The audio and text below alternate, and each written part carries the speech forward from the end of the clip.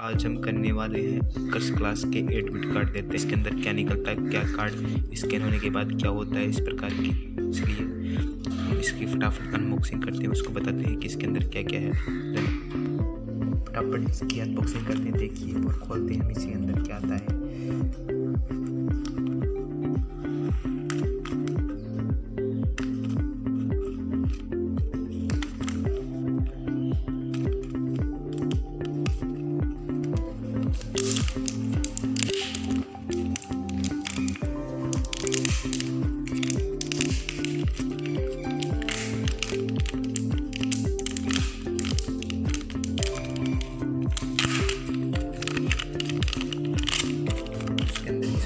Card मिलता है, इसके ऊपर बस ये संख्या लिखी रही होती है, देख सकते हो आप। इसके कारण आपका इसके अंदर ये कार्ड मिलता है, तो इसके अंदर ये हमारा आईडी कार्ड इसके अंदर से ये निकला है। धन्यवाद दोस्तों, वीडियो पसंद है लाइक करें, चैनल को सब्सक्राइब करें। धन्यवाद दोस्तों।